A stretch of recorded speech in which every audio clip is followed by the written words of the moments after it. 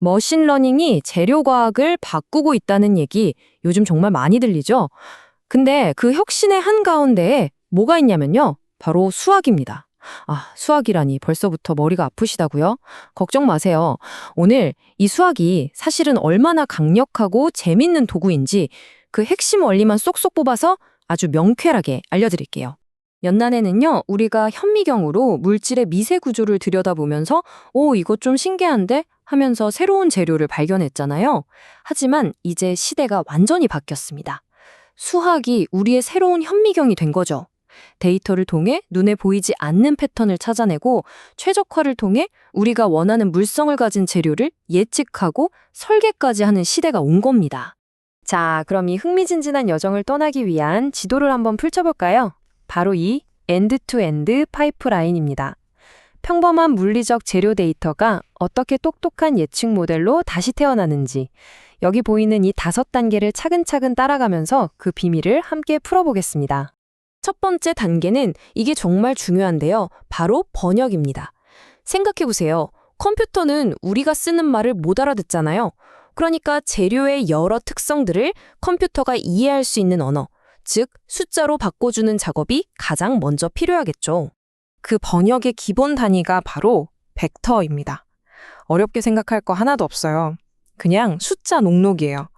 재료 샘플 하나에 대한 모든 정보를 쭉 나열한 숫자 꾸러미, 딱 그겁니다.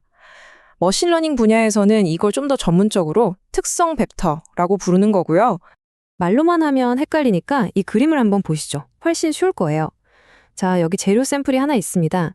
특성을 보니까 탄소 함량은 0.2%, 결정립 크기는 15마이크로미터, 열 처리 온도는 800도네요.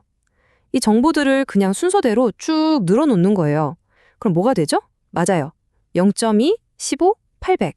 바로 이게 벡터입니다. 정말 직관적이지 않나요? 좋아요. 그럼 이런 재료 샘플이 하나가 아니라 수십, 수백 개가 있다면 어떡할까요? 이것도 아주 간단합니다. 방금 만든 벡터들을 엑셀표처럼 한 줄 한 줄 차곡차곡 쌓는다고 상상해 보세요. 이렇게 벡터들이 모여서 만들어진 2차원 배열이 바로 행렬, 즉 매트릭스입니다. 그리고 이게 바로 우리가 분석할 전체 실험 데이터셋이 되는 거죠. 자, 이제 재료를 숫자로 바꾸는데 성공했습니다. 우리 손에 데이터가 딱 쥐어졌어요.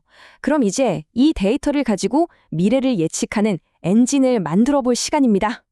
예측 엔진에도 종류가 여러 가지인데요.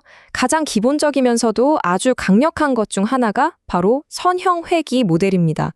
이건 뭐냐면요. 합금 성분이나 결정립 크기 같은 각각의 입력 특성들이 최종 물성, 예를 들면 강도에 각각 얼마나 영향을 주는지 그 선형적인 관계를 학습하는 모델이에요. 그럼 이 예측 엔진의 심장부에서는 대체 무슨 일이 일어날까요? 바로 내적이라는 핵심 연산이 수행됩니다. 이게 정말 재미있는 부분인데요. 각 재료 특성 X에다가 학습을 통해 얻은 중요도, 즉 가중치 W를 곱해서 싹 다 더해주면 짜잔! 바로 예측값이 튀어나오는 겁니다. 마치 각 재료의 특성을 레시피에 따라 잘 조합해서 최종 결과물을 만들어내는 예측 믹서 같다고 생각하시면 돼요. 자, 이렇게 해서 모델이 예측값을 딱 내놨습니다. 이 재료의 강도는 32일 겁니다. 하고요. 근데 이 예측이 얼마나 정확한 건지, 얼마나 틀렸는지는 대체 어떻게 알 수 있을까요? 그때 등장하는 게 바로 손실 함수입니다. 이름 그대로예요. 모델의 예측이 실제 값에서 얼마나 손실을 받는지, 즉 얼마나 틀렸는지를 측정하는 함수죠. 이건 우리 모델한테 주는 일종의 성적표 같은 겁니다. 동시에 어느 방향으로 가야 정답에 가까워지는지 알려주는 오차의 나침반 역할도 하고요. 드디어 머신 러닝의 가장 핵심적인 부분, 바로 러닝, 즉 학습하는 부분에 도착했습니다. 과연 모델은 어떻게 자신의 실수를 깨닫고 스스로 더 똑똑해질 수 있을까요? 그 비밀의 열쇠는 바로 기울기에 있습니다. 이 그래프가 오차라는 거대한 산의 풍경이라고 상상해 보세요. 기울기는 뭐냐면요. 지금 내가 서 있는 위치에서 오차가 가장 가파르게 증가하는 방향을 가리키는 화살표예요. 다시 말해, 오차를 줄이려면 이 화살표랑 정반대 방향으로 가야 한다는 아주 명확한 신호를 주는 거죠. 이쪽으로 가면 망해 하고 알려주는 아주 고마운 이정표인 셈입니다. 그래서 핵심은 아주 간단합니다. 기울기가 가리키는 방향과 정반대 방향으로 아주 조금씩 움직이는 거예요. 이게 바로 경사하강법입니다. 말 그대로 오차라는 경사를 따라서 가장 낮은 곳을 향해 한 걸음씩 내려가는 과정이죠. 근데 이 슬라이드에서 보여주듯이 이 보폭, 즉 학습률이 너무 작으면 학습이 너무 느리고 반대로 너무 크면 길을 잃고 엉뚱한 곳으로 가버릴 수도 있어요. 자, 이제 맨 처음 봤던 우리 지도로 다시 돌아와 볼까요? 모든 퍼즐 조각이 딱 맞춰졌습니다. 모델이 예측을 하고 2단계, 손실함수로 오차를 평가한 뒤에 3단계, 기울기를 계산해서 4단계, 어느 방향으로 가야 할지 정하고 그 방향으로 가중치를 살짝 업데이트합니다. 5단계, 이 사이클을 수없이 반복하면서 모델은 스스로 오차를 줄여나가고 결국 최적의 예측 방법을 찾아내는 거죠. 이것이 바로 학습의 전 과정입니다.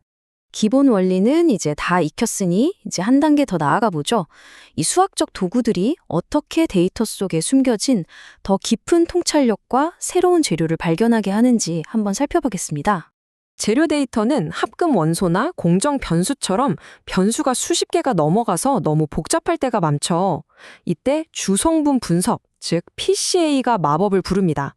PCA는 데이터의 특성을 가장 잘 설명하는 핵심 축을 찾아내서 수십 개의 차원을 단 몇 개의 핵심 요인으로 압축해줘요.